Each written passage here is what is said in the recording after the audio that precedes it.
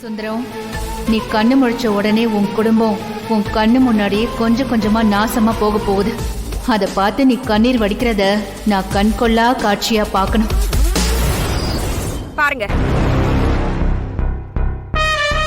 அப்பா உன்னை பார்த்து சொன்னா நீ சரின்னு சொல்லுவல்ல? பாட்டி, அப்பா ஒரு வார்த்தை சொன்னா அதை மீறி நான் என்னைக்குமே நடந்ததில்லை பாட்டி, நடக்கவும் மாட்டேன். ஆனா அப்பா என்ன சொல்றாருங்கிறது தான் ரொம்ப முக்கியம். அப்ப சரி, சுந்தரம் கண்ணு முழிச்சதும் அவனே ஒரு முடிவு எடுக்கட்டும். எனக்கு என் பிள்ளை பத்தி தெரியும்பா. அவன் கண்டிப்பா உன்னதான் பொறுப்பேத்துக்கு சொல்லுவான் பாரு. பாத்தீங்களா, நான் சொன்னப்ப எதையுமே நம்பலல்ல, இப்பவாவது நம்புறீங்களா? உங்க அம்மாவுக்கும் உங்க அண்ணனுக்கு அப்புறம் நீங்க அவரோட பொறுப்புக்கு வர்றது பிடிக்கல. அதனாலதான் கரிகாலன் கிட்ட போய் உனக்கு விருப்பம் இருக்கான்னு கேக்குறாங்க. அவனும் அதையேதான் எதிர்பார்த்துட்டு இருக்கிற மாதிரி எனக்கு முழு சம்மதம்னு சொல்றான். அவனாவது குணசேகரன் சித்தப்பா இருக்காருல்ல, அவர் தான் அப்பாவுக்கு அப்புறம் பாத்துக்கணும்னு ஒரு வார்த்தை சொன்னானா?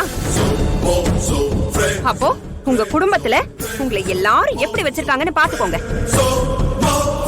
இங்க பாருங்க, இனிமேலாவது நீங்க கொஞ்சம் உஷாரா இருங்க. நீங்க நினைக்கிற மாதிரி இங்க யாரும் இல்ல, எல்லாருமே சுயநலவாதிகளா தான் இருக்காங்க.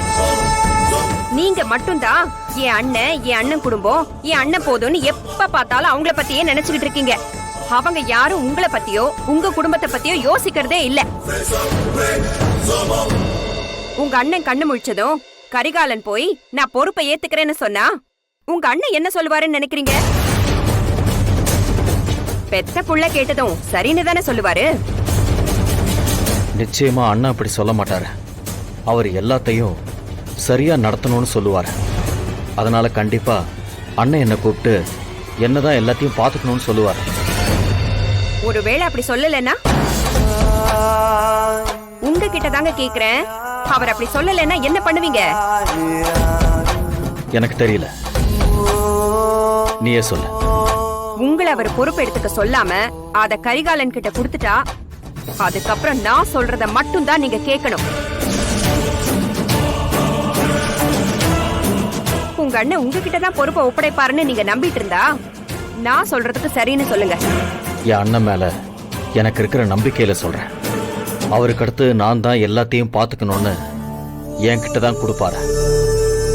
அப்படி கொடுக்கலனா அதுக்கப்புறம் நீ என்ன சொன்னாலும் நான் கேக்குறேன்.